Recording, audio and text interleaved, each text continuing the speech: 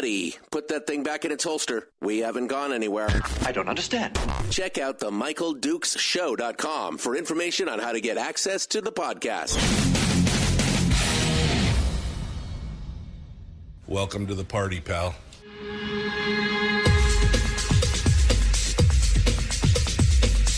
The Michael Dukes Show. The greed and the entitlement is astounding to me. What more could you want from a low-budget radio program? This is a dumpster fire. That was just BS.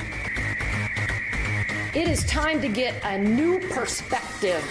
We know just what you need, and we've got just the cure. Open wide and prepare for a steaming hot cup of freedom. I just don't fathom it. The Michael Dukes Show, streaming live across the world. Oh, yeah, around the world on the... What was that? Damn. Sorry about that. A little squeak in the... Let me try that again. Around the world on the internet at MichaelDukesShow.com and across the state of Alaska on this, your favorite radio station and or translator. It is the Michael Dukes Show, broadcasting live. Hello and good morning. It is Thursday. I know, again, the best part of a 3-day weekend is the short week thereafter. I mean, woof, what more could you ask for? Today's show ought to be, it ought to be interesting. We're going to jump into some headlines here in hour one, and then we're going to be talking about... We're going to be talking about what's going on in the general election. As last night, 5 p.m., I mean, there must have been a queue outside the Division of Elections because, ooh, baby, there was a lot of people who decided to file for office yesterday. Everybody's got it down to the 11th hour. I mean, they must have been taking numbers outside that office yesterday, because things got real interesting. And we now have our final lineup for the state general election, which, exciting, fun, good stuff. So we're going to be going over all that this morning. And you know what? I'm looking for you to engage because I want to hear what you have to say. And if you know any of the candidates that we're talking about, I want you to sound off and tell me about them because there's a lot of names, my friends, that I do not recognize on both sides of the political aisle and in all the different districts. So we're looking for you to help us make some educated choices. That's what I was looking for, educated choices. And so that's going to be hour one today. We're going to go through this whole thing and again, thank you to Representative Kevin McCabe, who shared the link with me yesterday to the constantly updated candidate list on the state's website. It was I may have found it on my own eventually, but it was nice to be able to get that. And I was watching that all day yesterday afternoon as it was continually updated. It's interesting stuff. So the latest one, as updated as of 7:27 p.m. last night, is the final candidate list for office. And we're going to talk about everything that's going on around there. So that ought to be real interesting. In hour two of the program, we're going to get a chance to talk with another set of candidates for office. In hour two, we'll be talking with Billy Toien and Shirley Rainbolt, who are the Libertarian candidates for governor and lieutenant governor, respectively. And that should be an interesting discussion. And we'll get the whole thing. It'll be fun. It'll be fun. It'll be exciting. And I'm ready to do it. So that's kind of the whole layout for today on the program. And you've got the full rundown right now at this point. Don't forget, coming up this Saturday, we're going to be doing the Alaska Radio Auction. And you'll be hearing it across the state starting at 10 a.m. in Fairbanks and 11 a.m. down on the peninsula. We'll be joined together, and we will have hundreds of good items up for auction and for sale. Big ticket items, smaller items, buy it now items, all different kinds of stuff. Restaurants, spas, hotels, cruises, helicopter tours, ATV tours. There's some dirt work in there and fuel and just tattoos. I mean, whatever floats your boat, it'll be there on the Alaska Radio Auction. Again, broadcasting live across the state of Alaska from down on the tippy tip of the peninsula all the way up into the interior and through Anchorage and everything else, because we're working with Anchorage stations as well. And so it'll be fun stuff, again, starting at 10 a.m. In Anchorage and up in Fairbanks, and then picking it up at 11 a.m. on the peninsula as well. So it's going to be fun stuff this weekend. Don't miss it. You can check it all out, by the way, at AlaskaRadioAuction.com. AlaskaRadioAuction.com. And the auctioneer will be, you guessed it, yours truly. I'll be there starting. Oh, man. I'm headed up to Fairbanks, baby. I'm going to Fairbanks. We're going to be broadcasting from there. It's going to be fun stuff. Okay. So last minute itis. I mean, talking about procrastination. Oh, baby, there are some names in here. Yesterday, things got real down at the Division of Elections. And there is a whole bunch of folks who jumped in and made some moves. So we're going to talk about that. But as I said, I really want to hear from you guys this morning as well. So I have opened up the phone lines early before I even got to the list. You guys are amazing. That's, So before I even get to the list, I have one phone call. So I'm going to get a hold of I'm going to take the phone call, and then we'll go on. We'll go on through the list and start working it and start talking about some of the candidates and what they're doing. And oh man, it's going to be good stuff. So the number 907-433-3150, 907-433-3150. Let's get things rolling, shall we? See what you guys have to say. We start off over here. Good morning. Who's this? Where are you calling from? Yeah, hi, Mike Brady from Las Vegas. Brady, what's on your mind? Hey, it hasn't been making the news much, but we're giving all this money to the Ukraine, and we have the USS Truman in the Mediterranean right now rationing our sailors to 1 cup of rice and vegetables and a little portion of meat. What is going on? Brady, I find that hard to believe, quite honestly, that's cite your sources on that one, brother, because I have plenty of friends who've been in the military, and usually they have no problem feeding them at any time, anywhere. So who's saying that our troops are on starvation? Mike. I mean, you got to understand. Well, you could speak the truth. Okay, so where's the sources on that?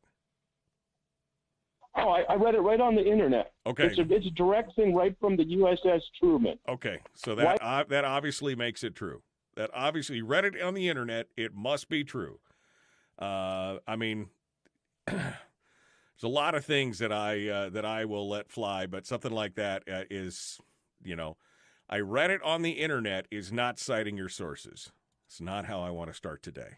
So, sorry, Brady. It's not how I'm going to cite. That's not how I'm going to start today. All right, let's go over to the list. The list. Looks like Alaska is, we got a huge amount of turnover. At least 10 legislators are not seeking re-election. 8 are running for different offices. 2 incumbents are set to lose their seats after being paired against 2 other incumbents. They're all Democrats due to redistricting. And it's going to be an exciting, exciting time. I mean, 15 of the 40 legislators in the House of Representatives, according to KTUU, are not returning to the seats they hold. Jonathan Christ-Tompkins, Tiffany Zulkowski, Ivy Sponholtz, Steve Thompson, Sarah Rasmussen, all saying that they are not returning. Liz Snyder, by the way, in a in this move, 1 hour before the deadline last night, she announces, "Oh, you know what? I think I'm tired. I'm not going to do it anymore." 1 hour before the deadline, she drops this thing.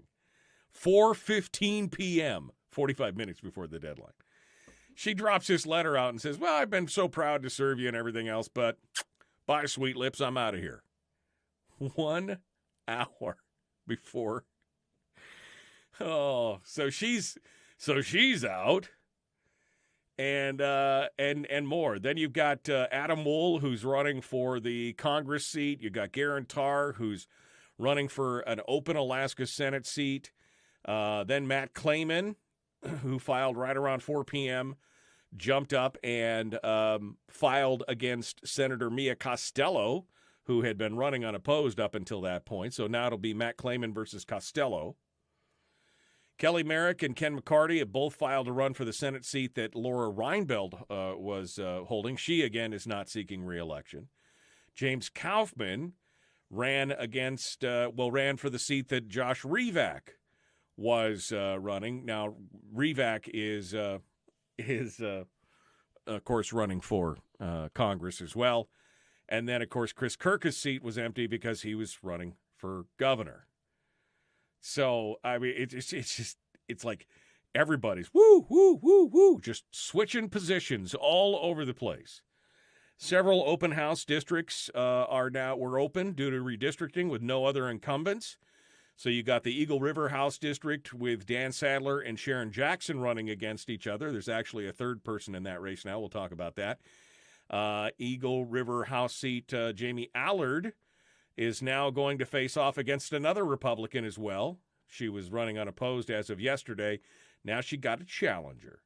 Open house seat in Wasilla, Republican candidates by the score there.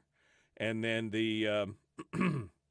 then another Anchorage House seat, open house seat with Elise Galvin and another Republican, Nicholas Danger. Danger zone! I'm telling you, if he does not use that for his campaign, there's going to be something wrong in there. Danger zone! All right. In the Senate, at least 5 of the legislators are not returning. Senator Peter Micciche, who we did see withdraw his name yesterday. Senator Chickie not running. Josh Revak not running. Laura Reinbolt not running. Natasha von Imhoff not running. And supplies. Senate Minority Leader Tom Begich confirming yesterday afternoon that he is not running again. He said it's been a very difficult year. So Loki Tobin, who is a registered Democrat and has served his Begich's legislative aide, has decided to run for his seat.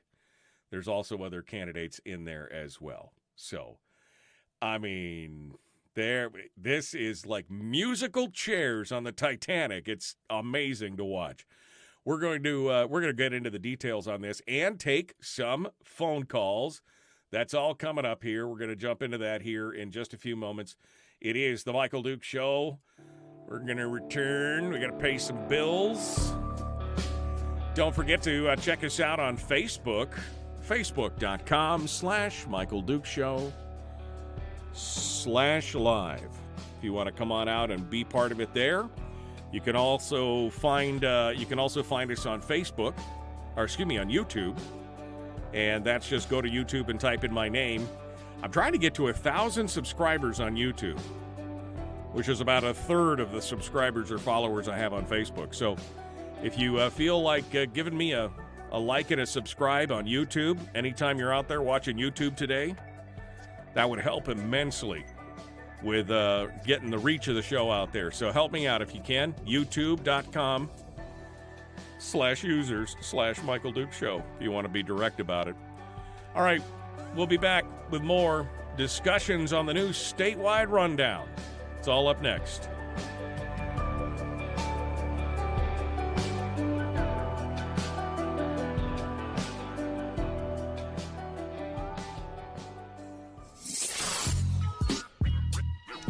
is that? Common sense. Regularly heard on American radio. Michael Duke Show. Radio.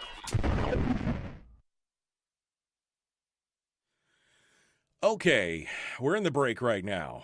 I don't mind talking with Brady, but man, when we start getting into just the full-on conspiracy, especially when I'm talking about something else already, that's what bums me out. So it's going to be interesting, but we'll go over that. Lots of new stuff in there. Somebody asked earlier if I'd heard from Shower yesterday, and the answer is yes. He was like, no, he still needed a break. So next week, he said, let me read his text message so that we can make sure that we put it on the record. Come on, dude. My phone is like, what?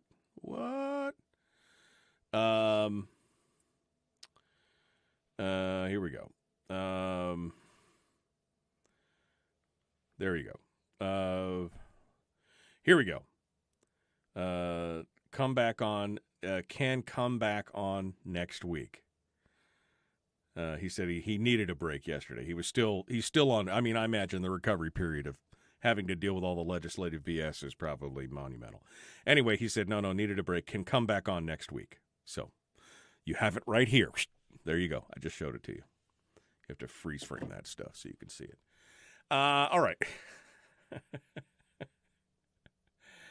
Matt Johnson said, whoa, this is definitely going to change the players. Yeah, I agree. Now, maybe it's just a shuffle instead of a clean out, which is what we needed. A shuffle instead of a clean out. But yeah, it's interesting. Gail just said, I'm looking at the final election page and Begich is still in it. He has until the 25th of June to withdraw. So he may have just left it on there just in case Loki didn't get in or whatever, but he's going to be, he is, according to the reporting, and the KTUU quoted him as saying that he is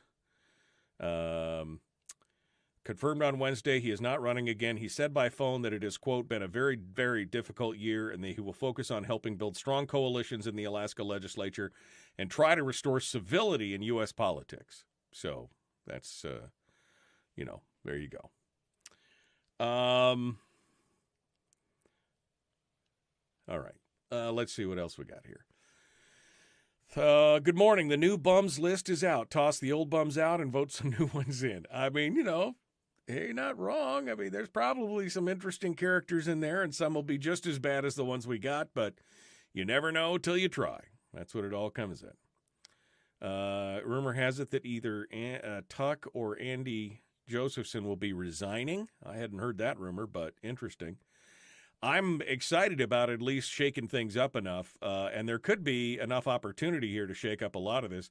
What really bums me out, though, and I know I've said that I'd like to see a challenger for every candidate, but sometimes I scratch my head and go, well, when the candidates are so similar, for example, this whole thing with Mike Shower and Mears, no, what the heck, Massey, Doug Massey, it makes me scratch my head and wonder. And there was somebody else that was running. Who else was running? There was another one that was like, that's an interesting showdown. But, again, this is the primary, and we'll see how it runs out. We'll see if people decide to stay on target for this stuff. We're going to go through all that and more. Let me go back over to the phones. I got one caller on hold. Let me figure out who they are, and we'll see if we can take that call when we return. Good morning. Who's this? Where are you calling from?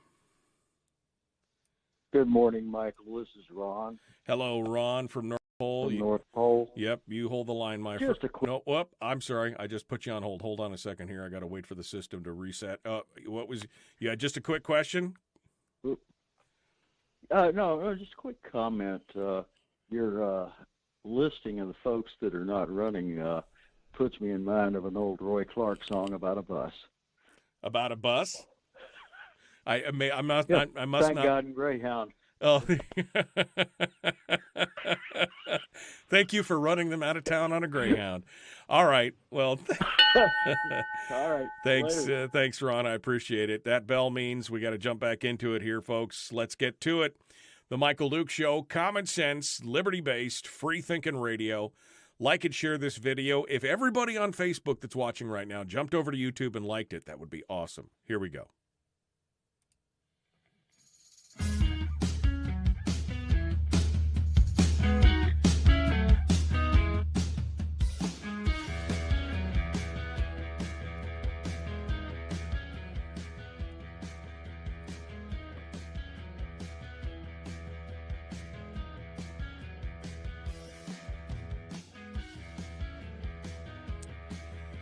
Well, hello. How are you, meinen Freunden? Are you ready for the full rundown? I got Ron from North Pole just called during the break and was like, it reminded him of an old song about Thank God and Greyhound for all these people leaving. You know, interesting to see a lot of people bailing out and jumping ship. Again, I can't imagine what this must be like as a legislator. Watching it outside is exhausting. Being a legislator and having to deal with that, like I said, I know I could never be a legislator because I'd probably punch somebody in the throat or something. I mean, it's so frustrating. So frustrating. All right, so let's go through the list here. And I guess... I was just going to say governor and lieutenant governor. We went through some of these names. Some of these names are new.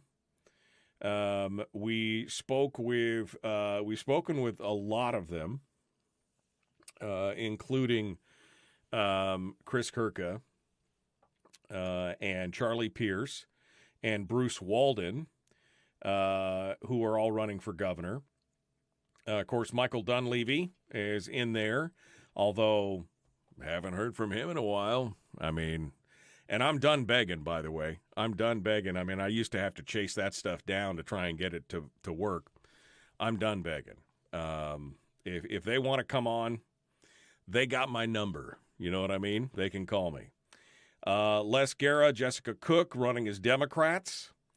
David Haig and Waynette Coleman also running, although they have no social media presence, no websites, no nothing else. Very difficult to try and, track some of this stuff down. I got to wonder if somebody doesn't have a website in this day and age as a candidate. And in fact, the new FCC regulations, for those of you who are down into the insider baseball, the new FCC regulations to become a certified candidate in the eyes of the federal government and the FCC that allow you to receive what they call lowest unit rates for media advertising when you're a candidate. Candidates get an advantage. I don't know if you know this, again, inside baseball, but candidates, federal candidates, not every candidate, but federal candidates are allowed to receive what is called lowest unit rate from media outlets, television, radio, etc., which means that they receive the absolute lowest rock bottom average unit rate for the day part that they're buying. So they're going to buy 6A to 7P primetime. They're going to get the lowest unit rate that the radio stations have sold in that period of time. But to do that, you have to be a recognized certified candidate. Well, part of that certification process now includes, with an update from the FCC here recently, includes one of the things that can cause you to be a certified candidate is you got to have a website, because that would seem to be the... So anytime I go to a candidate and there's no website up, I mean, even just like a blog spot post or, it really makes me wonder, are you serious about it? When there's no websites? I'm just asking. Just asking for a friend. Anyway, sorry, didn't mean to get into that sidebar there, but yeah, so some of these candidates, I mean, they have no website, there's no contact. I've Googled some of these names and been, unable to find anything about them online. They're not. So, John Wayne Howe, he's an independent, along with Shelley Wyatt, and that's Alaskans for JohnWayneHowe.com. They're, again, Alaska Independence Party. Chris Kirka, Paul Hooper, we mentioned that earlier. William Nemec and Ronnie Ostrom, both undeclared, running. That's out of Healy. That's a new one. Charlie Pierce, of course, and Edie Grunwald. Billy Toien and Shirley Rainbolt, they will be on the program later this morning. Bruce Walden, Tanya Lang. Bill Walker, who we interviewed last week. They're certified Republicans. And then Bill Walker and Heidi Drygas. So that's the full list in there. Then we get into the Senate seats, and there's some interesting things here, which I'm still trying to figure out exactly what's going on with that. Starting off with State Senate Seat A, which used to be up in the interior or up inside the state. It's like every time they redistrict, they flip where the things are in the state, like from the top to the bottom, north to south. Anyway, Seat A now covers Bert Stedman's area, his seat. And, of course, as we mentioned the other day, Bert Stedman, obviously the incumbent, Mike Sheldon, a registered Republican. And there was a new one that popped up yesterday, Alex Jaffra, who it says it's pending. It's not certified. It's pending as an application. But it gives his address as Fairbanks. So I don't know exactly how that is working. I don't know if he filed with the old number, with the old letter district number. Maybe he meant to file for the Fairbanks seat instead of I don't know. But it says it's pending. So there may be a problem with that as well. So, but anyway, so that's the new name there. Jesse Keel still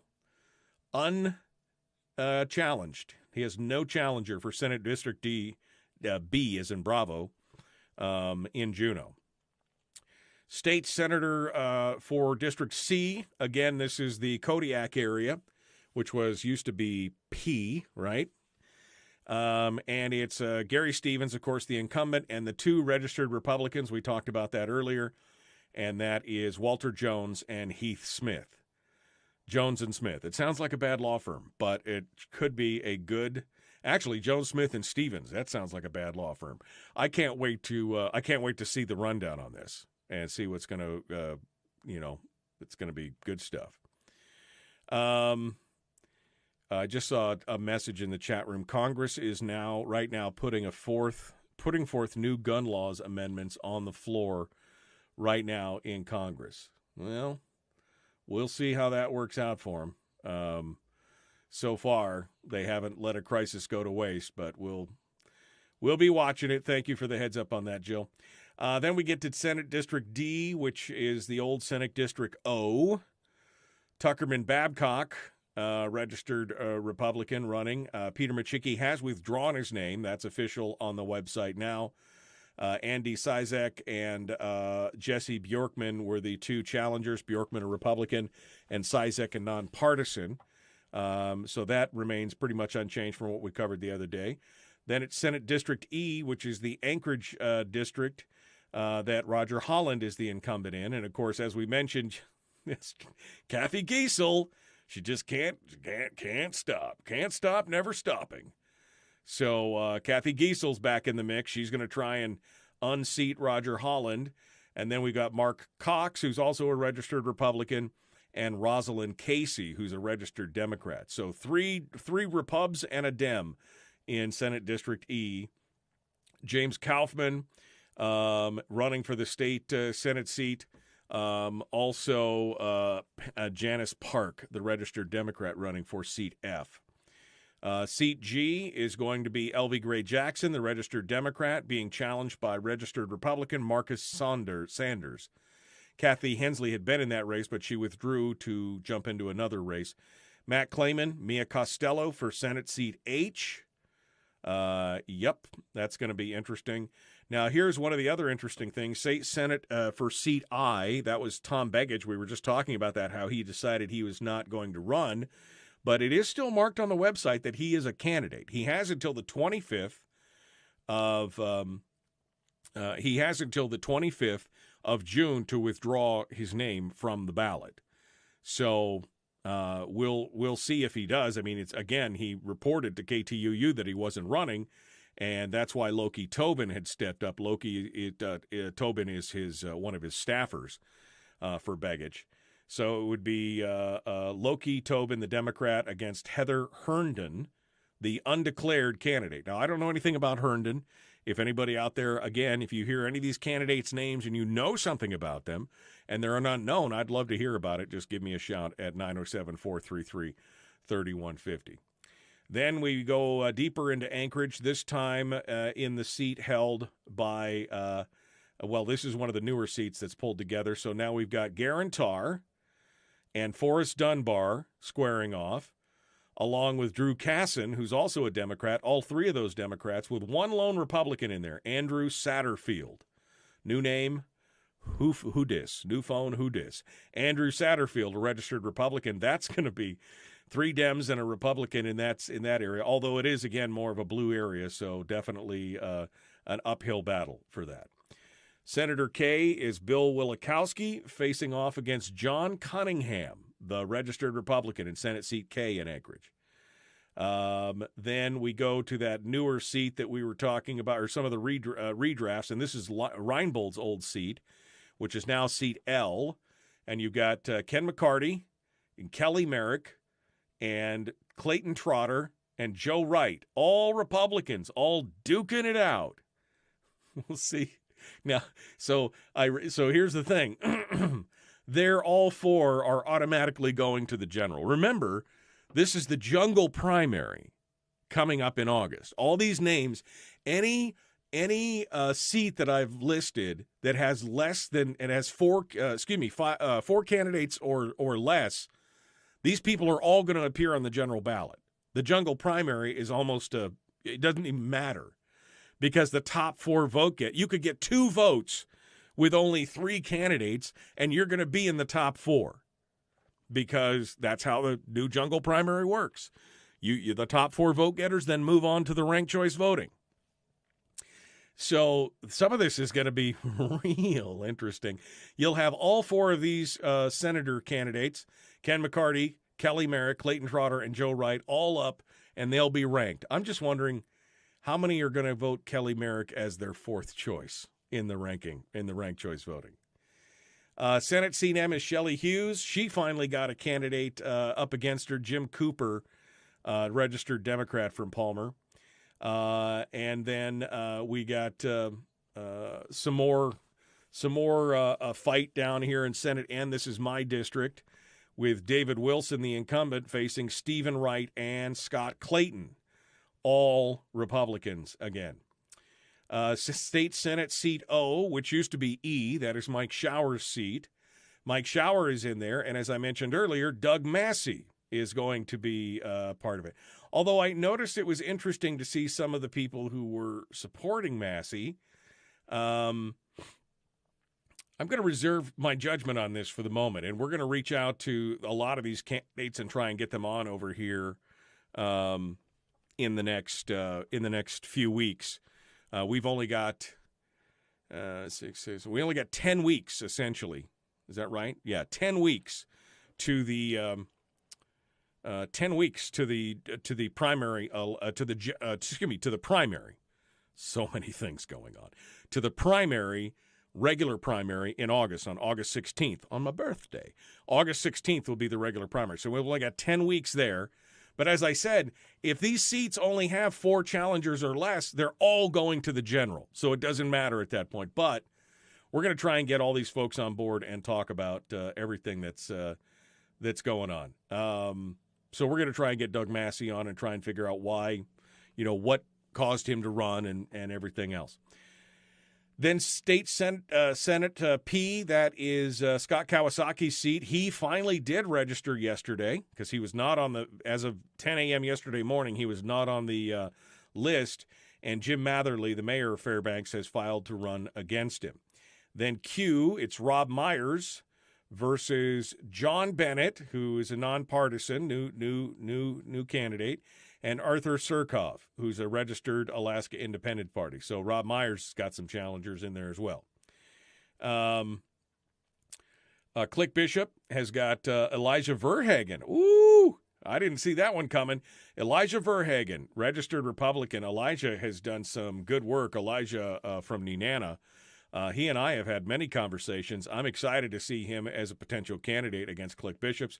And you also got Burt Williams, who's a registered independent out of Fairbanks. So three-way race there. But Elijah Verhagen, especially now that his local party, Click Bishops' local Republican Party Council, is holding him with their nose held. He's got censured. There might be some real opportunities there. And then finally, State Senate Seat S, which is Lyman Hoffman as the incumbent, and our old friend, Willie Keppel. Willie Keppel, who's often in the chat room here from Quinnahock out there, just hanging out with us. He is a registered as Veterans of the Alaska Party, and he is running against Lyman Hoffman. So you got some choices out there finally. So that's the full rundown on the Senate. We're going to get back to the House, but, I mean, there's 40 seats in the House and there's 20 seats in the Senate.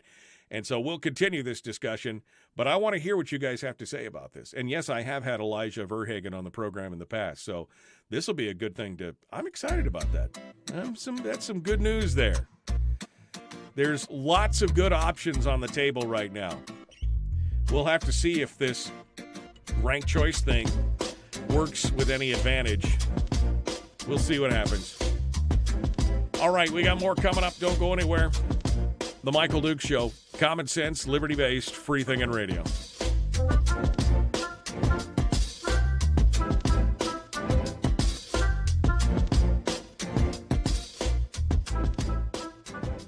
If you missed the show, you can listen to it on your time with Dukes On Demand. Oh, and it's free. Like America used to be. Streaming live every weekday morning on Facebook Live and MichaelDukesShow.com.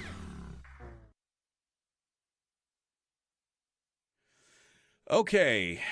I am just a little shaky after. No. Sorry.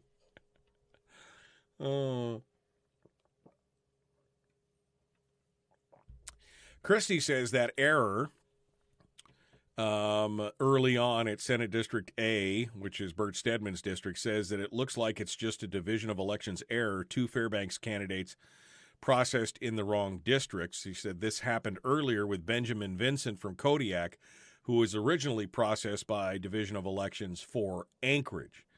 So they may, again, a standard problem. So Senate District A would be, the old Senate District A would have been, I think Scott Kawasaki's seat, right? Am I right about that? Am I right? Or is that Bishop's seat? Maybe it's Bishop's seat. Anyway, doesn't matter. It'll get squared away. It'll get turned out. It'll get turned out, which is a totally different thing than what I really meant. Okay. Good morning, 6 o'clockers. Okay.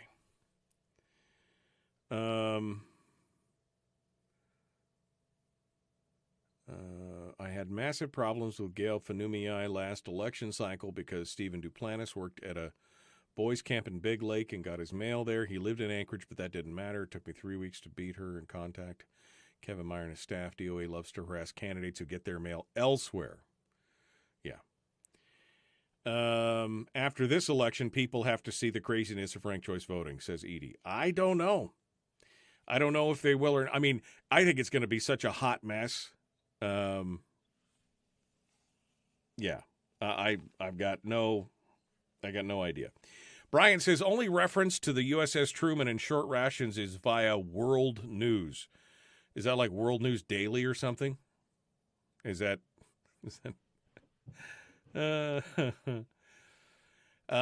is a great guy, just running against the wrong guy. She's talking about Doug Massey versus Mike Shower.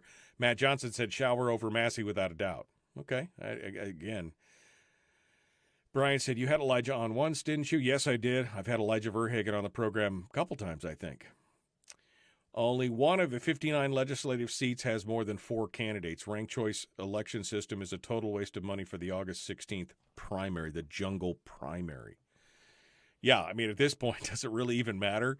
I mean, when you get to that point, shouldn't you only really hold the primary in the one place that they've got more than 4 candidates? Matt and Mia are now in a contest. Keep in mind, ranked choice voting is the brainchild of Bill Walker's old chief of staff, Scott Kendall. Yeah, I mean, exactly. What are the odds of Walker being governor again? I think slim and none would be the kind of the place that I'd put it at, just in my mind, personally. That 24-year-old from Bethel walked into the house unopposed. Is that from Bethel? Is that Packet? Oh, he's at Uktavic. Who's down in Bethel that which house seat was that, Harold? Because I may have missed that. Because I thought Packatack, Bryce Edgmond, Conrad C.J. McCormick. Is that who you're talking about? 38.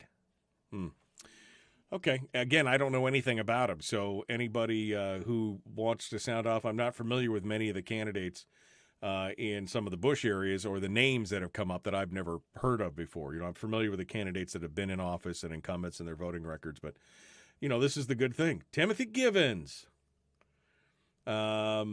is running. Look at you, my friend. District 32. I'm looking forward to that. Timothy Givens in the chat room running for District 30. That was a spoiler. People on radio don't know yet. But you, Facebook, you guys know first. You, YouTube, and Twitch, you guys all know first. So, good deal. All right. Only 40 House seats to go through. That should be fun. He ran as a write-in council. Is that what a new governor do if he's called a special session, different locations? A few legislators didn't show up. I don't know, Rick. What would a new governor do if he called a special session in a different location and a few legislators didn't show up? Well, I mean, it depends on the governor. If it's, if they fall into Mike Dunleavy's camp, he'd roll over and wet on himself and say, whatever you want to do. But if he was somebody else, maybe a Charlie Pierce or a Chris Kirker or somebody like that, then they probably would say, we need to call the troopers in here and drag these people over here and get them back to work because that's what needs to happen. So, all right. You guys ready to go? Let's jump back into it here. The Michael Duke Show. Like and share this video. Oh, like and follow the show page. And you guys all, my heart stopped. Let's get this done. Here we go. Jumping in.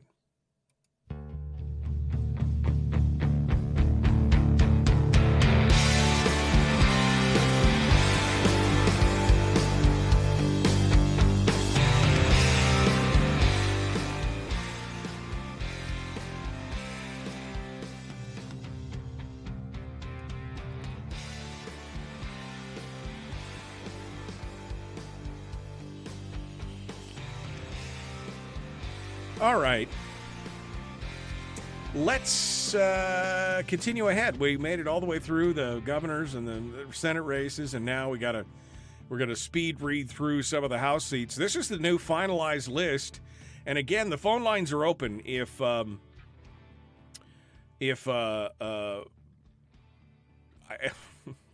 Sorry, lost my mind there for a second. The phone lines are open if you want to sound off about a candidate that we don't know anything about or somebody that you know or are impressed with or particularly disgusted with. I mean, let me know. 433-3150 on the Pivotel call-in line. So we start off with State House District 1, which is now down in the Panhandle, and that is the seat held by Dan Ortiz, who is a nonpartisan, wink, wink, hint, hint. And then how he's got Siobhan Meggett, who is also a nonpartisan, although from my understanding, she has conservative values. So again, you got the Dan Ortiz progressive nonpartisan, and you got the Siobhan Meggett conservative nonpartisan, and you got a new name, Jeremy Bynum, who is a registered Republican. Okay, that's all I got. So that's District 1. If you know anything about Jeremy or Siobhan and you want to share it, feel free to give us a call. Then we've got House District 2, which is a little further north. Sitka Huna. Rebecca Himshoot is the nonpartisan, and Kenny Skaffelstad is the registered Republican. And they both got websites up there, too, as well.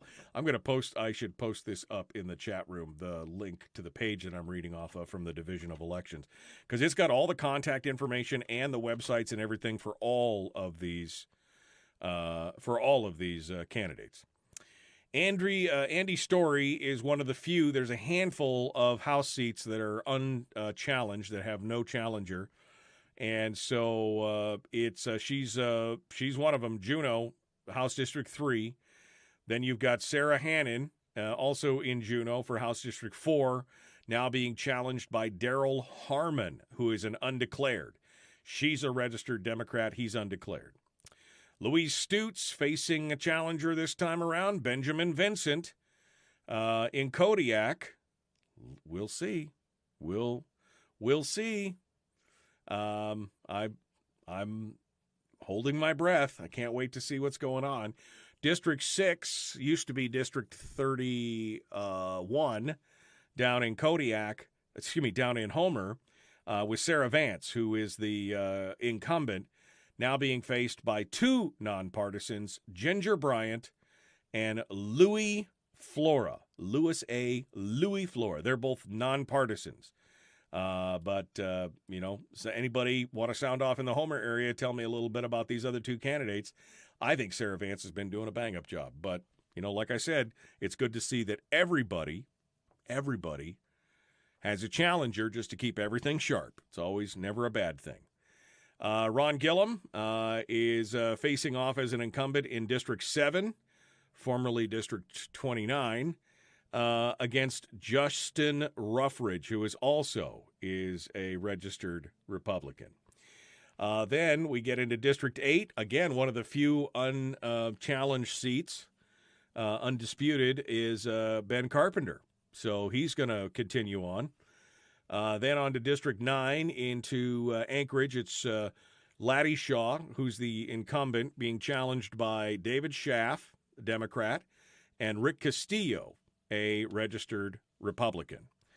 District 10 also in Anchorage. No incumbent in that seat. We've got Sue Levy as a Democrat, Carolyn Storm as a Democrat, Craig Johnson as a Republican, and Michael Insalaco, who is a Libertarian. Oh, so an actual registered Libertarian candidate. That's nice. Okay, so that's good to know. And he scooped a good website. His website is housedistrict10.com. Good job. Good job, Michael. That's awesome. Then we go on to District 11, which is also in Anchorage, with no incumbent, Ross Beeling and Julie Colombe, both registered Republicans, and then Walter Featherly and Jennifer Sohn as nonpartisans. In District 12, Calvin Schreggy, nonpartisan, wink, wink, is going to be faced off against Jay McDonald, the registered Republican. Kathy Hensley is in District 13. I mentioned earlier she withdrew from another race to jump into District 13 in Anchorage. So she's going to face off against registered independent Timothy Hewitt, and then registered Democrats Andy Josephson and Chris Tuck. Now, the question is, they are both, Andy Josephson is the incumbent, but Chris Tuck got districted into his district, so it'll be interesting to see what happens there. But Kathy Hensley is going to take a shot at it. We'll see what happens. District 14, one of my favorite districts at this point because of the candidate's name. So first of all, Jim Wright, was a registered Democrat. He withdrew yesterday, and that leaves Elise Galvin to duke it out head-to-head, the nonpartisan Elise Galvin, who ran as a Democrat, to run against Nicholas Danger. Danger Zone! Registered Republican, Nicholas Danger. That's House District 14. District 15 is Tom McKay, running as an incumbent against his fellow Republican David Ibeck and Denny Wells, the registered Democrat.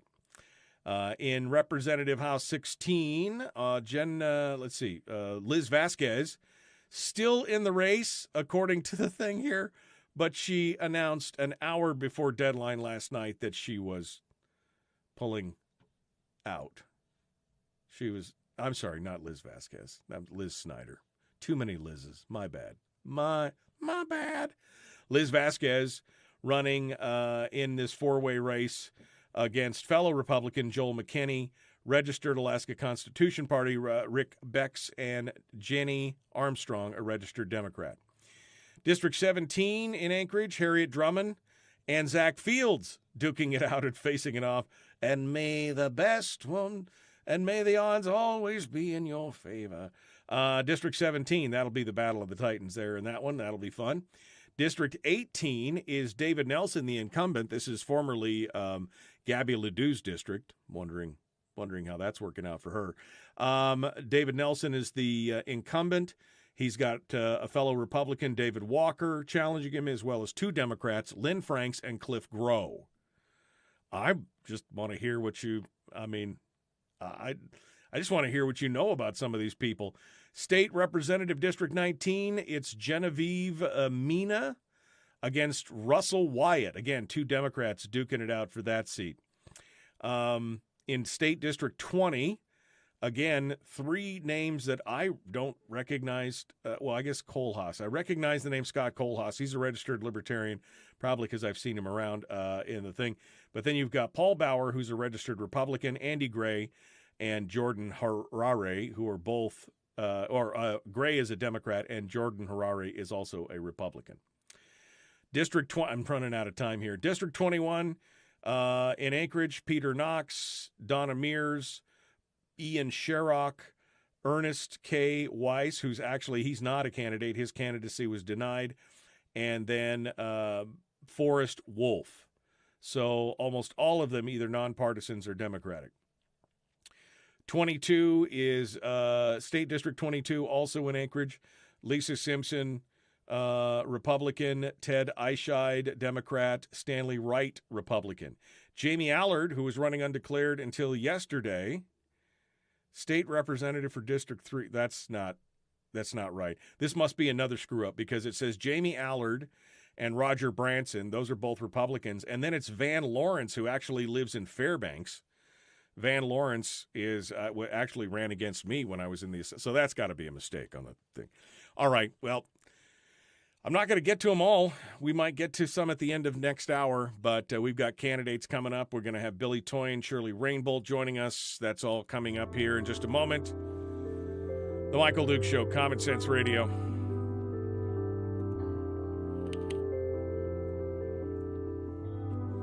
All right.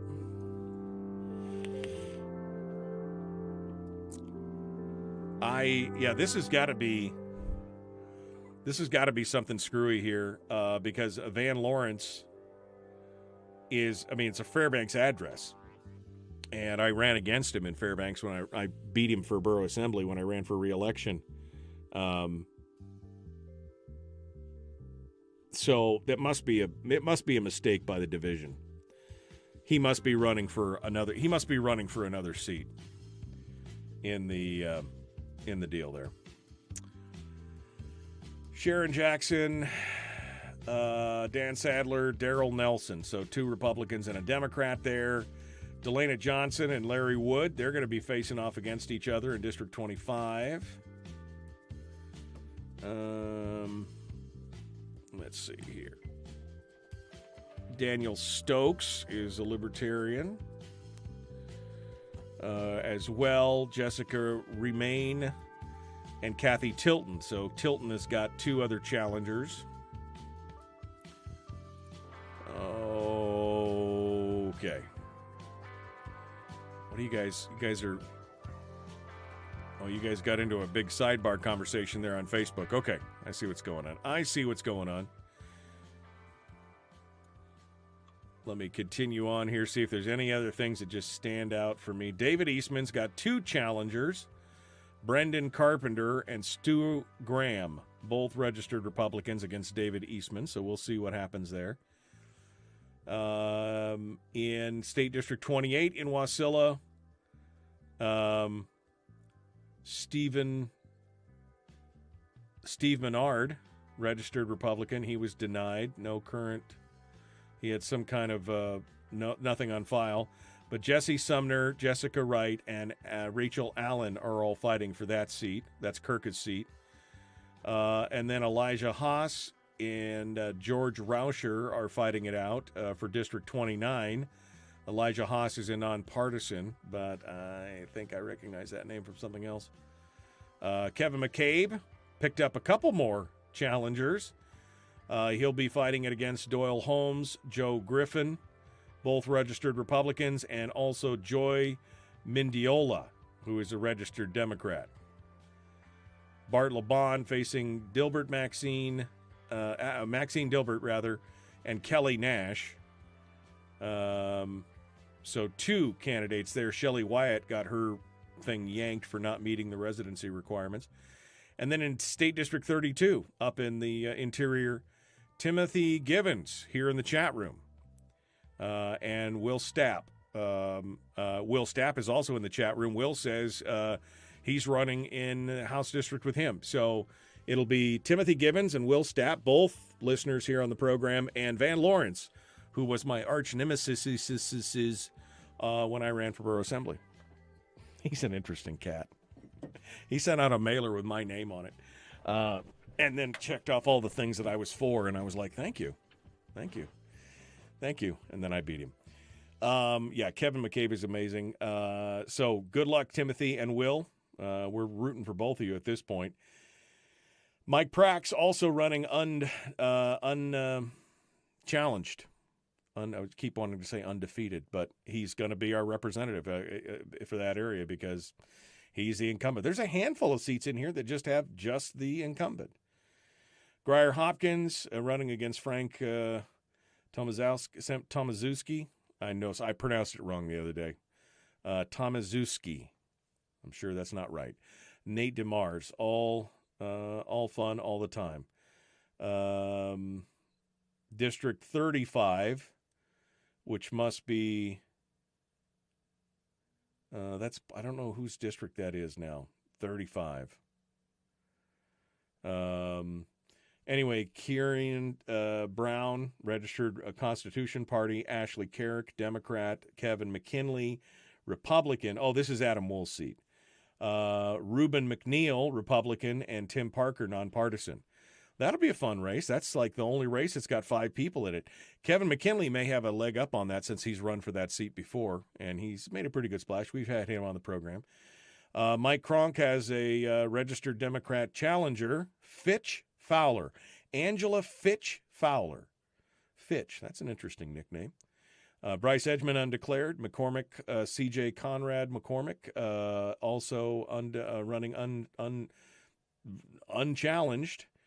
Josiah Patkatak, unchallenged. And Neil Foster is getting a challenge from an Alaska Independence Party member, Tyler Ivanov. Look at that. I made it through all of them. So these are all nerdy politicians. I don't know. We're all political nerds, I guess, at this point. All right. Well, we're waiting to hear from, it's one of those things where I need to make sure that I didn't, I sent off emails with the numbers and everything here this morning, but I'm not seeing the phone call that I was expecting. Shirley Rainbolt. There we go. Now the phone's ringing. That's what I wanted to hear. All right. So we're going to jump into that. Good morning. Good morning. Can you hear me? Yeah. Okay, good. Okay, good. You guys called in just in the nick of time. You guys ready to, we're about 60 seconds out. So you guys are ready to go. We'll be right back to you, okay? Okay, we'll be fine. Okay, good. You can both hear me. That's all that matters at this point. We'll put you back on hold where you can hear me, but we can't hear you, and we will be right back to you. Folks, like and share this video.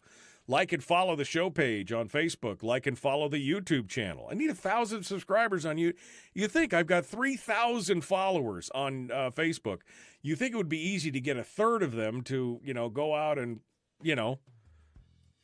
like my YouTube page. I got like 20. What the heck? All right. We're going to continue. Here we go. Hour 2, dead ahead.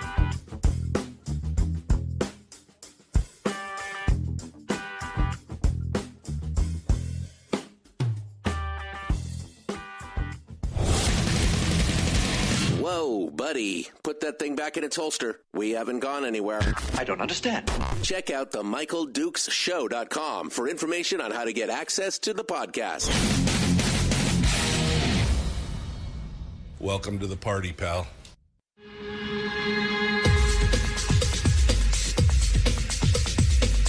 The Michael Dukes Show. The greed and the entitlement is astounding to me. What more could you want from a low-budget radio program? This is a dumpster fire. That's just BS. It is time to get a new perspective. We know just what you need, and we've got just the cure. Open wide and prepare for a steaming hot cup of freedom. I just don't fathom it. The Michael Dukes Show, streaming live across the world. Live across the world on the interwebs at michaeldukeshow.com and across the state of Alaska on this, your favorite radio station and or translator. It is your home for common sense. That's right, the Michael Dukes Show. Welcome to it, hour 2 of the big radio broadcast. If you just missed hour 1, you just missed being a member of the 6 o'clock club by just a minute or two. All you got to do is get up a little earlier, and you would be good to go to be a member of that 6 o'clock club. It's free, and you get bragging rights. But hour 2 means that we're moving on here, and we've got some guests on the program to discuss things with us. We're going to be diving more and more into this as we get closer to the August regular primary, and then, of course, on to the general. And now we've got our solid list of gubernatorial and lieutenant gubernatorial candidates. And I thought we would start out this new section with somebody we hadn't heard from before, and that would be Libertarian candidates for governor and lieutenant governor, Billy Toien and Shirley Rainbolt, and they join us right now on the program. Good morning. Good morning. Good morning, Michael. Good morning. Good morning. All right, so welcome to the program, and thanks for coming on board and joining us. So we're going to we're gonna talk about a little bit of everything here this morning for the next 2 segments, and we're going to go through your positions, where you come from, everything else, what you think is wrong with the state, what you think is right with the state. And so let's just get first, let's get to know you as Libertarian candidates, Billy Toien and Shirley Rainbolt. Where do you come from, and why did you decide to, jump into this crazy thing? Give us your thoughts, starting off with Billy here. Billy, where do you come from? What's your background? Oh, my background is I'm pretty much an ordinary working person, like most of the folks out there. I've really decided we need more regular working type people in positions of public service, not entrenched career professional politicians. I've had a variety of experience, everything from construction to many years in hotel and restaurant, and business owner. Myself and Shirley, we are both general partners of Alaska Derivables Limited Partnership, doing business as Alaska Roni. We have a noodle factory manufacturing vegetable macaroni, but that's off topic, other than the basically regular working type people. Because otherwise it becomes an elitist, professional, career politician club. It becomes an us and them. There's issues that need to be dealt with that only people who had their feet on the ground and have suffered on the receiving end of the benefits of government programs will have an understanding of what's going on. The main thing that motivated me was, like as in the last election, myself and Shirley are the only ones that can really understand the state's finances. We are concerned with any and all issues, freedom issues, COVID, there's some other issues coming up. That was the original motivation. especially in the last election when there was a so-called budget deficit, and there never really was. And still the finances are not totally understood. Shirley is going to go more into that. But it was time for us to step up to the plate, instead of just sitting around and complaining. So that's kind of what has brought me into the race. I'd rather be doing other things, I want to tell you, other than running or being a governor. But sometimes you have to get in there. So that's where I'm from. All right, well, let's see. You're a little garbled, Billy, so let's see if Shirley is her signal's any better. Shirley, how about your background and where you came from and why you decided to jump into this? Okay, I have been in the system for years now because I'm disabled. And I'm also a senior, and I'm 62. So I know it from the other side. And I decided to get off the bus because I got tired of complaining about what was going on in the bureaucracy and everything. And I love the state. I want it to be a free state. And I got to study and everything. And Billy showed me one of the CAFRs. And I sit down and puzzle it together. I just started putting things in place on a chart. And it shows $10 billion in 10.3 billion actually since from 18, and in assets or revenues, and instead of down, it's showing minus in the revenues. Right. And then it shows minus in the outflow, and it's all messed up, and all the cappers are that way. They've got that big number. Okay. Well, before we get into some details on this, and your connection here is not great for either one of you. So if you have the number that I gave you a second ago, right? Can you guys both call that number on your own phones and call directly, and I'll conference you in there, okay? You guys try that real quick? Yes. Okay, go ahead and do that, and while you do that, I will inform people. We'll stop that part of the call, see if we can get a little better connection, because people are having a hard time hearing you. So call back on that other number, both of you here, and I will be right back to you. Folks, we're talking with Billy Toien and Shirley Rainbolt, Libertarian candidates for governor and lieutenant governor, respectively. And we'll pick that up here again with them in just a hot second. Meanwhile, don't forget that coming up this Saturday at 10 a.m. for most of the state and at 11 a.m. for the peninsula, you're going to be hearing the Alaska Radio Auction. And that's where we have all kinds of goods and services and getaways, packages, just everything up for pennies on the dollar. And we'll be auctioning some of them off live. We'll have some buy it now items and everything else, everything from heating oil to fishing charters to hotel stays, cruises to the glacier, helicopter tours, ATV tours, restaurants, retailers, tattoos, just a little bit of everything. And it's all going to be available over at AlaskaRadioAuction.com. And, of course, then you can listen live for our big-ticket items as well. It's going to be a fun time. We're looking forward to that.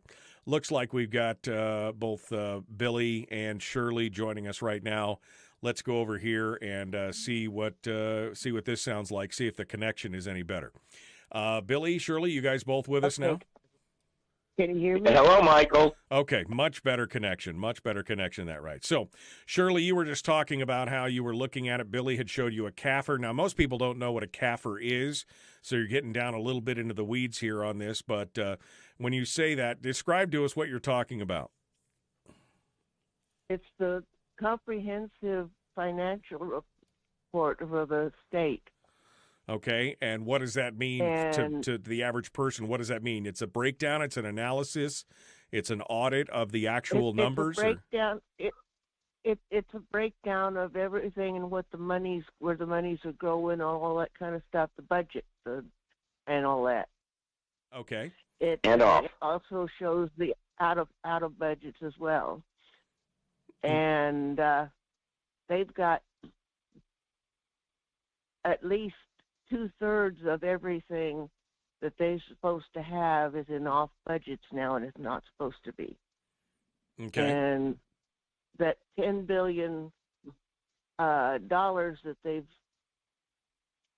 taken out of, the figure, I put it back in because they put minuses all the way down, and they just carried everything down. They didn't subtract, they didn't add, they didn't do anything except carry the number. Okay. And so, it's in the too many columns. So this sparked you to jump into the race with Billy. And so Billy, this is some of the same things that Billy had talked about in his 2018 run. So so for both of you, you see as the biggest threat to the state right now is that your assertion is that they're cooking the books, that they're not being true with these audited financial statements, these CAFRs, and that they're basically, that is the biggest threat to the state right now? Yes. You're correct. They're not allowing a full audit. That's just it. They won't allow any of the off budgets to be audited. And Michael, yes, she's correct about 82%. I don't want to go in there. Trust of the funds, that's not allowed even to be audited. But you're in the big picture. I'm more the big picture guy. She is the right down to the nitty-gritty details, where she has read every word of an inch-thick comprehensive annual financial report, not just one, but we have them going back 30 years, cross-comparing. She also read the Alaska Public Offices Commission, the APOC regulations manual cover to cover. But then the big picture is, yes, like you said, nothing much else matters. If nobody understands the finances, and like she said, under assets they put negative figures. It would be like if I wrote you a check for $100 and then your account goes down 100. That's just one example, and that's inside the 30% corner that's still left as the budget, without going too technical. But nothing else matters. No other issue matters if the finances are a total mess. So, yes. And we're going to get a full 100% state audit when we get into office. 100% state audit, which has not been performed right now. What was that? Which hasn't been performed. They haven't performed a 100% statewide audit, is what you're saying. No, they have not. We're going to do that. And yes.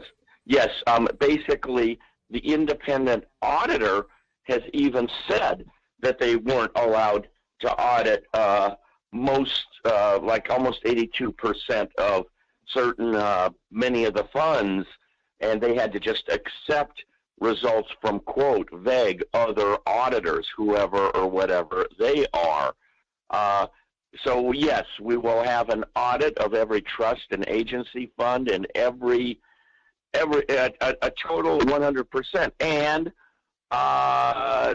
to the Dunleavy administration's credit, the CAFR has been put back to where, with difficulty, the average person can read it. Because since the 1980s, it had been broken up with filler material, things scattered around, harder and harder to read. And I know through somebody who worked on it back in the 80s that it seemed that the purpose was to make it unreadable. And then we even had a meeting with Jeremy Price, Dunleavy's chief of staff. We went to Juneau, and we showed CAFRs to him going back 30 years and how you used to be able to read them, the average person, and how they were They jumbled and threw figures around. And also, by the way, I'm trying not to go too technical. I'm trying to stay in the big picture. They rounded everything off to thousands, which leaves millions of dollars in loose change totally unaccounted for. There's a number of problems with it. But there are other issues as well, which we are addressing. Now, Shirley is going to work on refounding the state because we have no state seal. I even challenged Fran Ulmer in a debate 20 years ago to attest to a true and correct seal. She wouldn't do it because if you attest to one, everything under the other is null and void, and she's guilty of fraud. Or if she attests to the first one, again, the other way. Everything under the other one, null and void, guilty of fraud. Ralph Winterroud, who does a lot of research out in the Valley, had gotten a letter of refusal to answer from her lawyer when he inquired as to testing to a true and correct seal. And, of course, that's when I challenged her on tape in Channel 13 20 years ago, and she would not do it.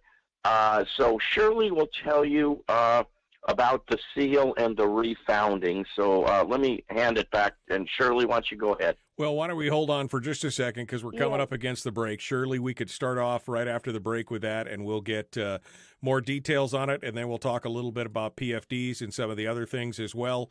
We're talking with Billy Toien and Shirley Rainbolt, who are running for governor and lieutenant governor, respectively, on the Libertarian ticket. We'll be back with more. Don't go anywhere. It is the Michael Duke Show. Common sense, liberty-based, free-thinking radio. More coming up here in just a moment. Don't go anywhere. Back with more right after this.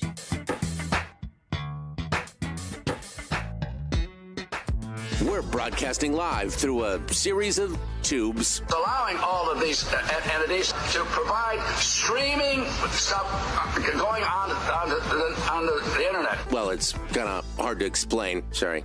Streaming live every weekday morning on Facebook Live and MichaelDukesShow.com. Okay, we're in the break right now. Commercial break running. Billy Toien, Shirley Rainbolt, our guest.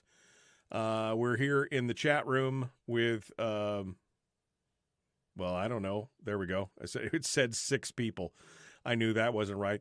We got about 40 people here in the chat room on Facebook and YouTube and everything else, and so we're going to get into this and continue. If you have any questions for Billy and Shirley, now is the time to ask it and to be part of it. Now, Billy, you've been trying to change the conversation for quite a while. You've run for office several times. What in your mind? What in your mind? It makes this one different than the other ones where you've tried and failed. What is the difference in your mind? Is it are people ready, or what are your thoughts? I think so. I think it's been a slow building process. I wouldn't call it like, failures. Mark Begich, for instance, ran, 6 times or how many times, or 8 times, I think, before he scored mayor, okay? I'm not saying I agree with his politics, but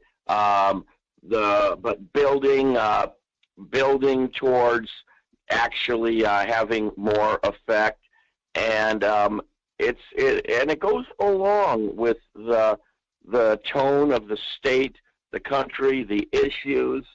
I think things are getting to the point where people are ready for a change. I mean, for a change one way or the other, because the country's more polarized than ever before.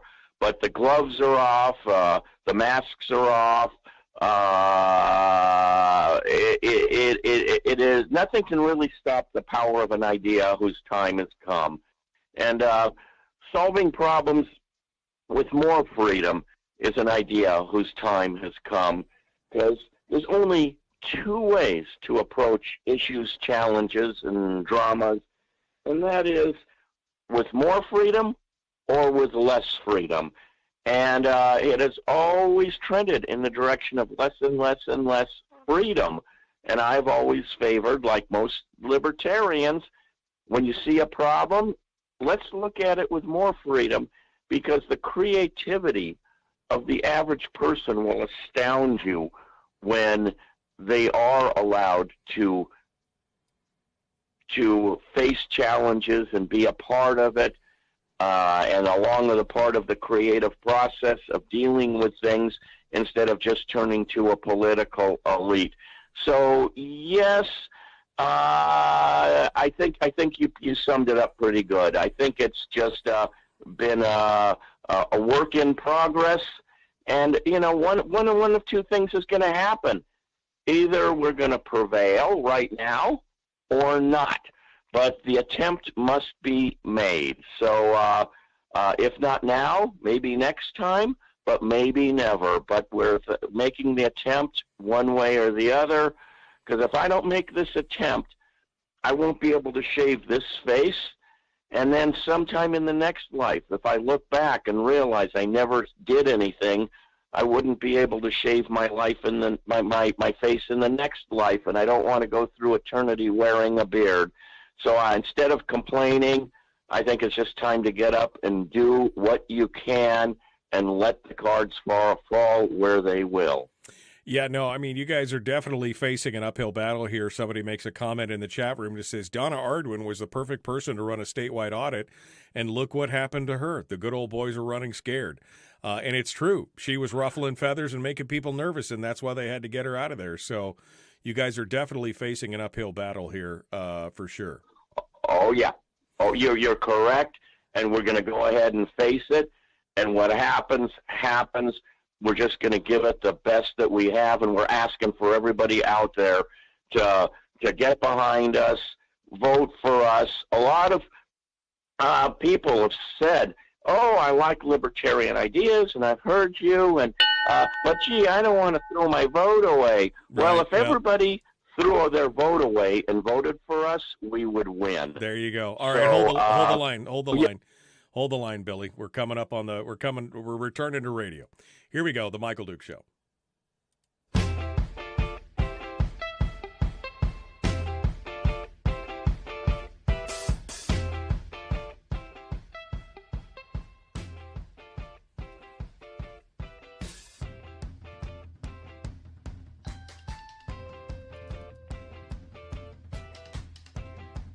All right, we're back. The Michael Duke Show, Common Sense Radio, continuing now with Billy Toien, Shirley Rainbolt, Libertarian candidates for governor and lieutenant governor.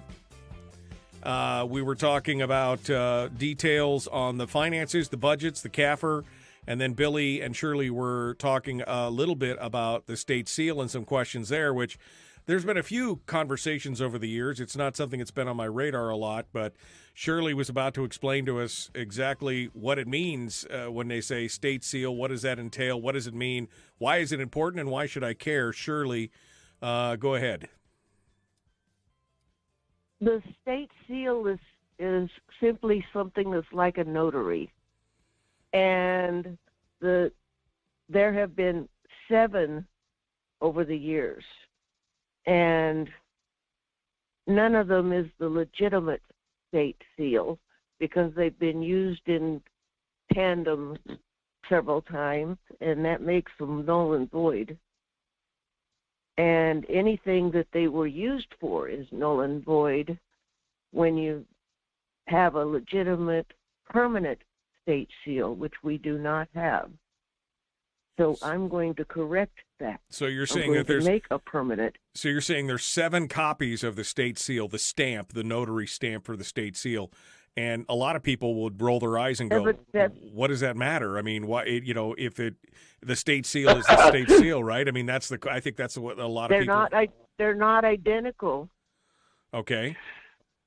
They're not identical. They're not the same. I'm going to butt in here. I'm going to butt in here for a second. The lieutenant governor's job is keeper of the state seal and authenticates any and all legislation and documents with the state seal. So everybody knows the lieutenant governor runs the Division of Elections, but that's why one of the reasons for her being lieutenant governor, and the legality of everything under these seals comes into question.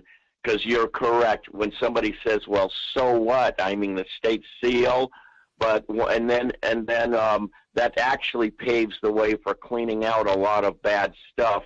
But I'll get back to Shirley here on refounding the state and Shirley establishing a true and correct state seal. So Shirley, Yes. yeah, what does that mean, Shirley? And well, it means that not only was this state not properly founded in the first place because a president, one man, declared it to be a state. It didn't go through Congress. We had a bunch of fraudulent state seals. We don't have a permanent, legitimate one. And we're only working under partial state abilities because of that. People still consider us a territory in places. Okay. And nobody takes us seriously as a state because it wasn't put through Congress. Okay. So you would go about that's fixing. one of the reasons we're. Yeah, you're going to go about fixing that. How would you fix that? I mean, are you going to Congress? I mean, I don't think Congress is going to take that back up. Do you? No, but the state seal is the first step because we're supposed to have a Secretary of State, and the one that we had was unlawfully done away with, and they're supposed to sign off on the state seal. Okay. And that's what threw it out. Without a Secretary of State, none of them are legitimate. Okay, so that's your next step. Let's talk about something that people are probably a little bit more up in arms about, and that would be the effect and what's been happening over the PFD debate over the last 6-7 years. We saw the governor, Walker at the time, veto the PFD down to what he thought was a reasonable level, and that changed things. Not only that, the way they started to account for the PFD as general fund money, as income instead of a simple transfer. Billy, I know in the past that you've stood up for the statutory PFD, and you've watched this debate over the last 6 or 7 years. What would be the Toien and Rainbolt administration's position on the PFD, and what should we be doing? Okay. We're going to make sure it's a full PFD and the way it's supposed to be because we're going to redo the entire budget thing. We're going to go back to the historic calculations for starters, and then after the financial bookkeeping is cleaned up, there's going to be room to expand the PFD, back pay on monies stolen, along with interest and damages. That's what we would be doing in regards to the PFD. And you're yes, because the state government took food out of people's mouths when they took their PFD. Right, exactly. And your assertion is the monies to pay for this are available. It's just the way they're accounting for them right now that basically the state's been crying poor mouth for the last 5, 6, 7 years because of the way that they're doing the accounting. Is that the assertion that I'm getting here? Well said, yes. So they're not even reading their own CAFRs. Right. Okay. So to summate, your first step is to go in and to fix the accounting issues that are in the state, including full audits of all on the books and off the books budget items, to realign that whole thing, to make sure that we have a full accounting for all the money, and therefore showing that we actually have been living with a surplus for longer than we expected. To fix that, to fix the way that they account for things. And then you would then push for the full statutory PFD. Now, the only challenge here, of course, as other governors have discovered and other candidates have discovered, is that you have to have the cooperation of the legislature in that. How do you propose to bring them along with what you're doing here? I've got that all figured out. We're not going to even let them set up a budget for the next year until we do it. So if they don't allow a state audit, they're not going to get their budget because we're not touching the funds until we do. Billy, your thoughts on that? Yeah, that's just exactly what she said. We put the audit in between them and the money. So, I guess I can only see I guess I could see one problem with that is that the Constitution mandates that the governor put out a budget by December the 15th. And so that's a lot of work to do in a handful of days to get that done. You guys would definitely have to hit the ground running. And some things can be done through executive fiat, but other things may require some other changes. How do you propose to overcome that and still hit that that deadline of December the 15th? Okay, we're going to cross that bridge when we come to it. There's a number of options. Shirley, we're going to get some good bookkeepers in there. And we're going to do that. Yes, absolutely, yes. What other things are, the PFD obviously important. Gun rights to Alaskans are important. I think as libertarians, you guys probably support the idea that people should be able to exercise those rights and do all that. Any additions to that thought on the Second Amendment? Oh gosh, yes, because that's something that I was itching to get to, because that is a hot one right now.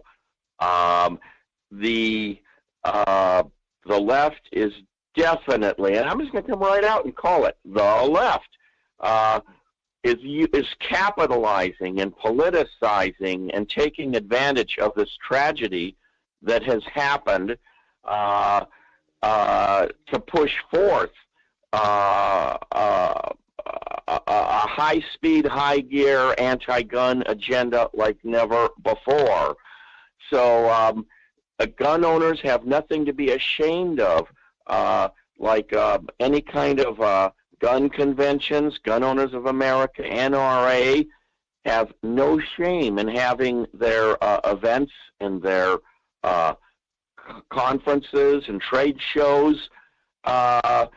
But there are, so more than ever, we need to stand up, first off, for state sovereignty, to not be intimidated by this, and find out what is really, really going on. Because there had never been school shootings. One of my perspectives is we're living in a society that's more drugged than ever. Some of it's done by the schools, some of it's done by government agencies, the parents, whatever. Most of these school shootings, the kids have been under psychotropic drugs. There was never an assault weapon used for anything of a harmful nature until somebody started shooting at the White House in the 1990s. So I'm really suspect, what are the motivations where this comes out of nowhere? So rather than banning guns, what is causing people to do this? And there's pressure cooker bombs. We know that was a jihad, a hate crime. Somebody drove a car into a crowd probably about a year ago. There's a case I know of where the guy, angry at his girlfriend, poured gasoline in the exits of the girl's dorm and killed 8 people. We don't outlaw automobiles, gasoline cans, pressure cookers. So there's a lot of unanswered questions about what's going on, but the last thing in the world that we want to do is get the wolf to guard the hen house. Because who is it that you're going to give this power to decide who can and can't have guns?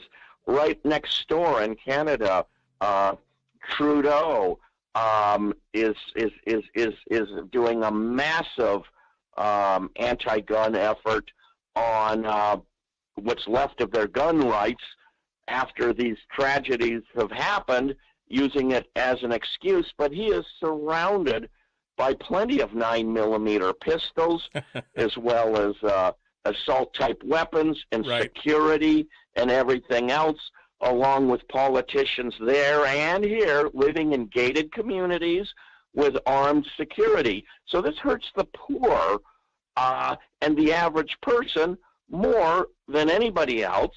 And of course they say, well, you don't need these assault-type weapons for sporting or self-defense. And the Second Amendment does not say the right to keep and bear sporting goods shall not be infringed. Right. Shall not keep and bear arms. And everybody knows the real reason for that. Right. We are steadfast, no compromise on maintaining our Second Amendment. Billy Toien, Shirley Rainbolt, our guest. Folks, we're coming down to the wire here, so I want to give you a chance to summate and give us your 1-minute elevator pitch for why we should choose you. Let's start with Shirley and we'll end with Billy. Shirley, what's your pitch here? Well, I have never been in politics a day of my life, but I want to make this a free state. I want it to be totally free with no communism. And I want to correct these errors that people are ignoring and just pushing it aside and just leave it, not even bothering to correct anything. Right. I want to get it corrected so that this place will be a lot better. All right. Billy, your final thought here. We got about 60 seconds. Okay, and that's all I need. Is nobody else, and I'm not bragging, but nobody else can really address and even understand the bookkeeping. So number one, I want to get the finances straightened. I only want to do one term, get in there and fix things and get back to doing what I want to do. And I'm the only candidate that's really looking to solve all issues with more freedom instead of less freedom. And because myself and Shirley are ordinary working type people, we know what it's like to be on the receiving end, the bottom end. And I think it's time for a change, to get some fresh blood in there, vote third party, give libertarianism a chance, give liberty a chance, give freedom a chance, try something. Try the other alternative. Yep. So the other alternative is there. We're there. We're asking for your vote. All right. Billy Toien, Shirley Rainbolt, thank you so much. Hold the line for a second. Folks, we're out of time. We got more coming up. Open line, open forum next. The Michael Dukes Show. Streaming live every weekday morning on Facebook Live and MichaelDukesShow.com. All right, let's finish up with Billy Toien, Shirley Rainbolt. Anything else you guys would like to add quickly here? We got about 3 minutes or so in the commercial break. Anything else you folks would like to add that we didn't get to or didn't talk about this morning? Now's the time to sound off. Well, Shirley, I just want to say, don't worry about party and party politics. Vote for who you want to vote for, what they stand for. That's what's been the problem with all these elections, is that we are being pushed out simply because we're not the right party. Right. That's one thing that it seems like maybe this ranked choice voting will do. Will at least give people, I guess, more options in the long run, but you guys got to get past the primary first. Billy? Yeah, well, absolutely. It's become an entrenched one party with two names, and it's really just time for a change from that. And just like I said earlier, we are offering the alternative. Give the alternative a chance. The unheard voice in the room often has the answer, and we've had plenty of the establishment. And if you want to accept the status quo, then just sit back And that's what you will get, more status quo. Now, if you really want some positive change, recovery of our freedoms and our economy, then maybe step out of the status quo and give the unheard voices in the room a chance, because that's often where the answers are.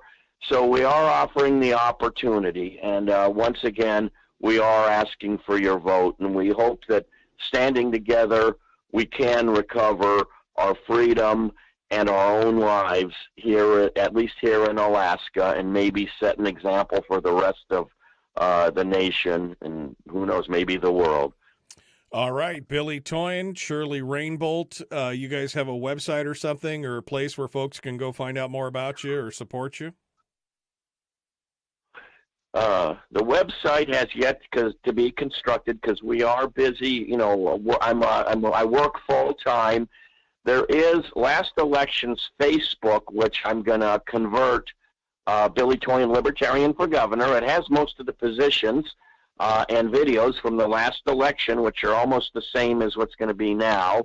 And it'll be reinvigorated for this election, and then later on we'll get a website. So right now it's basically Billy Toien Libertarian for Governor Facebook at this time. Okay. Well, Billy, Shirley, thank you for coming on board this morning. I appreciate you guys sounding off. Some interesting points you brought up. I mean, I'd like to see, if nothing else, even if another candidate wins, I'd like to see them at least consult with you on the transition to talk about things like the CAFR and everything else, because I think that those are important issues that nobody else is really bringing up. We did actually, yeah. You did actually what? We did that with Dunleavy. He took one step. He made it readable, but he didn't make any bookkeeping changes. Yeah. Good, because the people need to see the mistakes. And yes, we did. We did have the meeting. We flew to Juneau when it was requested, and so we have consulted with a winning candidate before. And we'll do it again, or maybe we will be the winning candidates. It's not impossible. All right. Well, thank you for coming on board. We appreciate you joining us this morning. Thank you. Okay. Well, you have a great morning. Okay, and I'm going to go back into bed. Okay. Bye-bye. Thanks. All right. Shirley Rainbolt, Billy Toien, our guests here on the program this morning, and they they got some interesting points here. Donna Ardwin was in the chat room earlier. Donna, if you want to comment on the CAFR situation, because I've heard this a couple times, but I'll be honest, I've never had the time to get down into the weeds on it. If you would like to comment on what they're saying about the CAFR, at least maybe give people a little primer in the chat room, a paragraph or so about what that means, or if you want to call in this morning, Donna, you're welcome to do so, just to clarify it for us, because sometimes it's too far down into the weeds, but sometimes that's where we need to be. We don't know. We don't know what we don't know. And a lot of times we don't have time to try and figure that out in our day-to-day lives. So definitely an interesting conversation to be had there, because we know that a lot of times, that voodoo accounting, that's the shell game, the accounting shell game that we see on that. I would love to hear more about it. So Donna, if you want to comment on that, I'd love to hear what your comment is this morning. Otherwise, we'll jump back into the statewide race announcements with what we were discussing with the listeners earlier. Or if you would like to call in, we'd love to hear what you have to say. Do me a favor. I'm still looking for subscribers on YouTube. I know a lot of you are watching here on Facebook. Many of you, hundreds of you, watch on Facebook every day. But I definitely would like to get some more subscribers on YouTube. I need 1,000 to get things rolling over there. So if you would make sure you go over to YouTube and like and follow, and hit the bell, subscribe and ring the bell, do that for me. Here we go.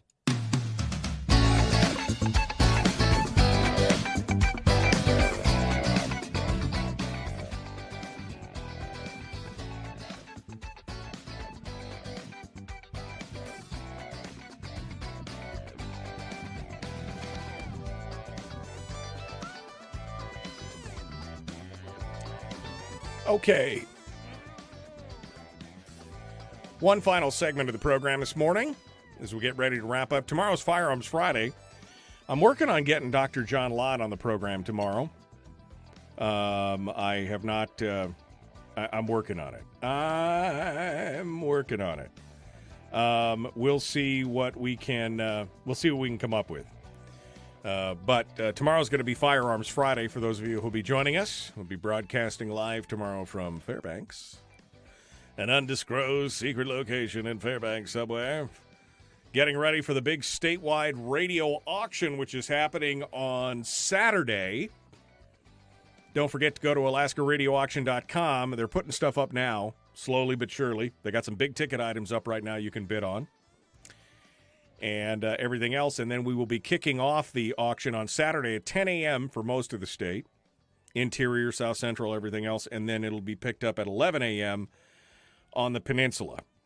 So make sure you tune in for that this Saturday. And, of course, again, go to AlaskaRadioAuction.com if you want to get more details on it as well.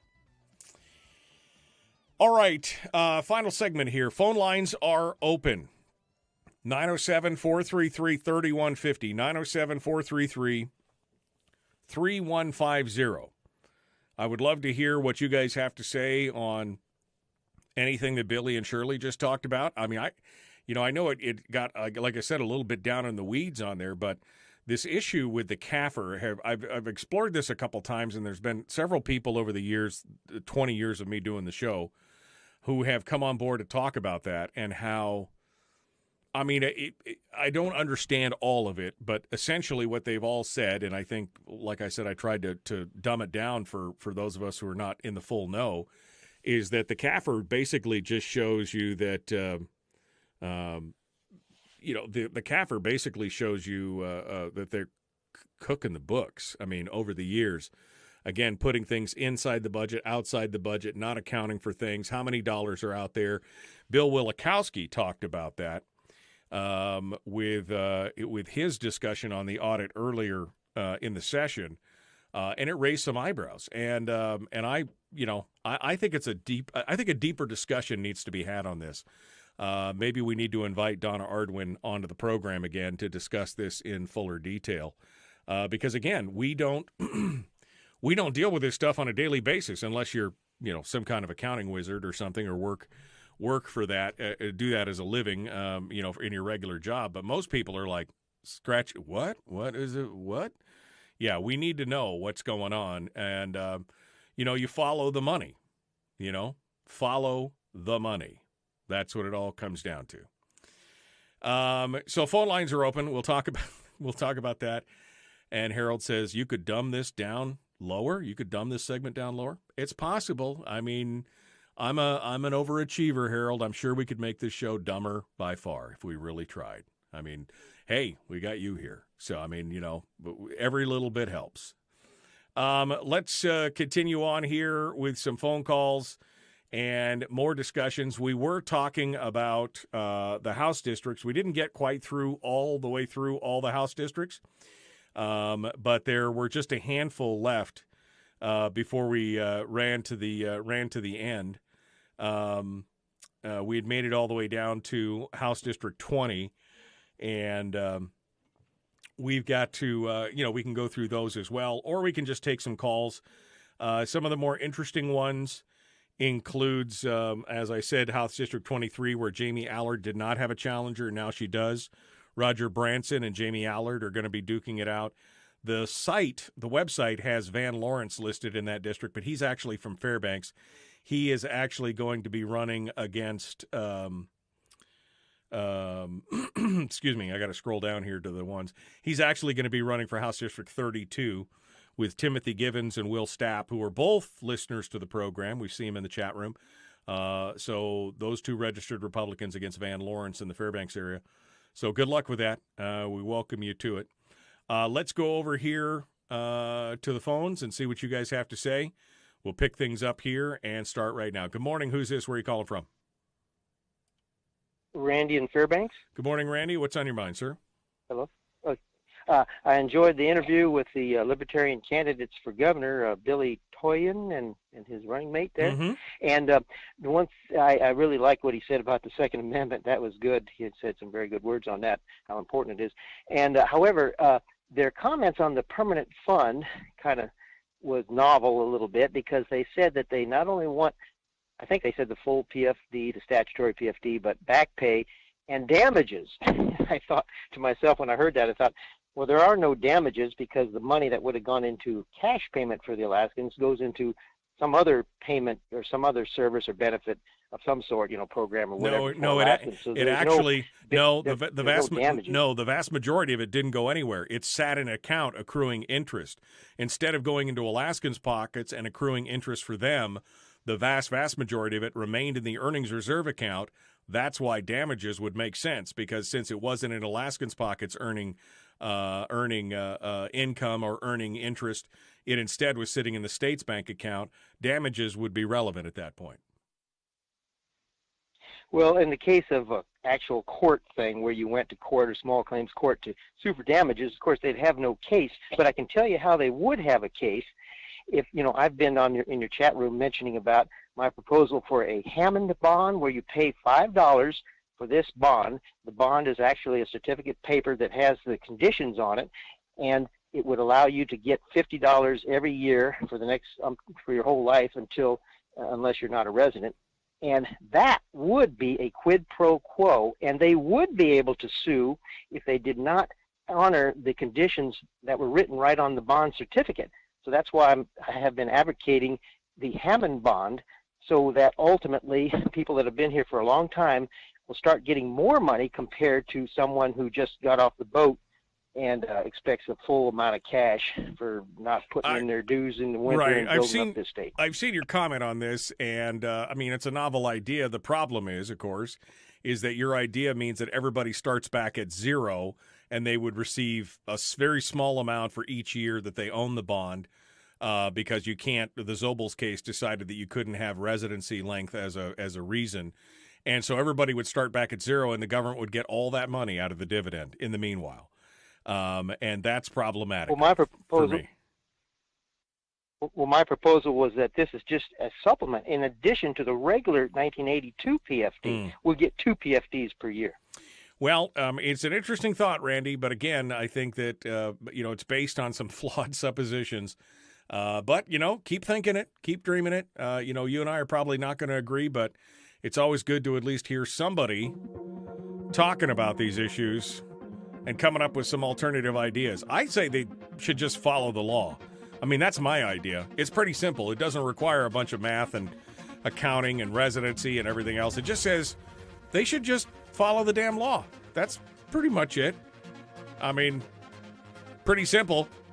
Maybe we should put that to a vote. Should we follow Randy's idea, or should we just follow the law? Question for all time right there. Folks, we're out of time. We got to go. The Michael Dukes Show. Common sense, liberty-based, free-thinking radio. Be kind, love one another, live well. We'll see you tomorrow for Firearms Friday.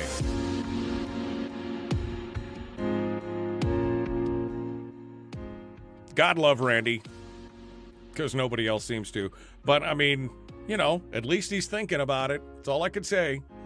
I don't think his ideas are great, but at least he's trying. But again, how about just hashtag follow the damn law? I'm asking for a friend. Charlie Pierce in the chat room. Good morning, Charlie. Follow the money. I won't ignore. Good.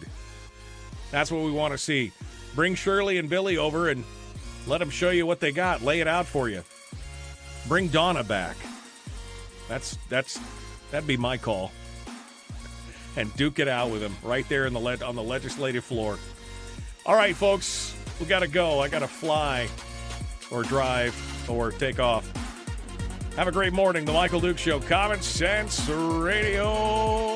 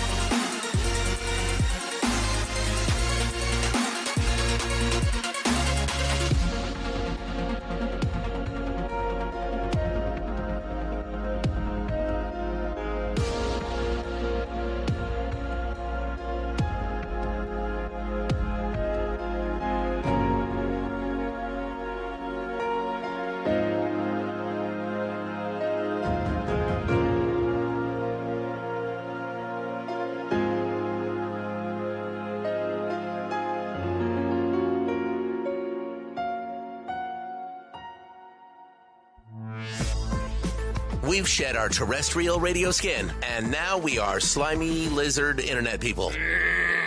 It's the Michael Duke Show.